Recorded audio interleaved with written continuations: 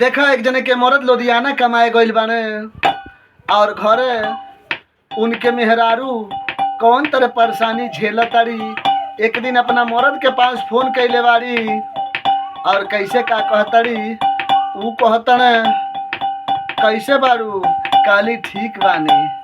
लेकिन फिर दोबारा फोन करके का कहतरी और कैसे कहतरी, गाना के माध्यम से देखी कैसे का कह रहल बारी। घर के मोरम का तू जनबा बड़ लुधियाना ही राजा जी। घर के मोरम का तू जनबा बड़ लुधियाना हे राजा जी। अब हम बनाए देखा अलगे खाना हे राजा जी।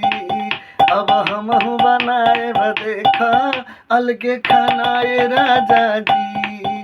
घर के मोहरम का तू जनबा बड़ लुधियाना हे राजा जी। घर के मोहरम का तू जनबा बड़ लुधियाना हे राजा जी। अब हम बनाए देखा अलगे खाना हे राजा जी। अब हम बनाए देखा अलगे खाना हे राजा जी।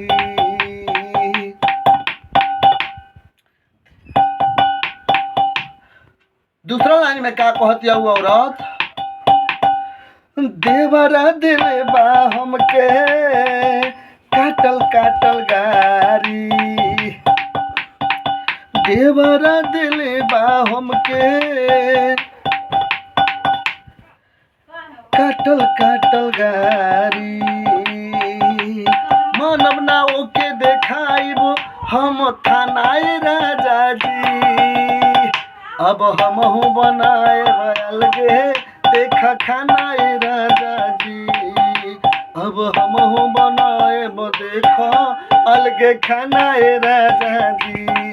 देवरा दिले बा हमके गाड़ी देखाए थाना ए राजा जी। देवरा दिले बा हमके गाड़ी देखाए थाना ए राजा जी।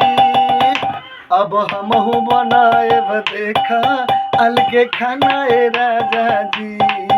अब हम बनाए देखा अलगे खाना ए राजा जी। घर के मोहरम का तू जनबा बड़ लुधियाना ए राजा जी। घर के मोहरम का तू जनबा बड़ लुधियाना ए राजा जी।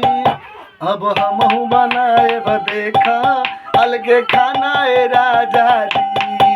अब हम बनाए देखो अलगे खाना ए राजा जी। नदी कहले बारू हर जाई।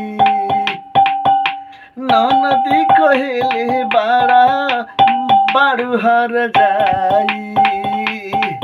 काटल काटल गारी हमके दिली तहर माई। ए राजा जी नदी कहले हमके बारू हर जाई। काटल काटल गारी हमके दिली तहर माई।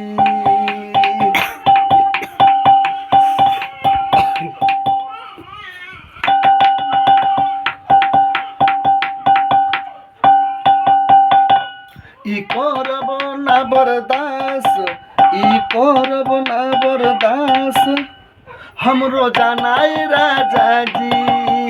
अब हम बनाए देखा अलगे खाना ए राजा जी। अब हम बनाए देखा अलगे खाना ए राजा जी। अब हम बनाए देखो अलगे खाना ए राजा जी।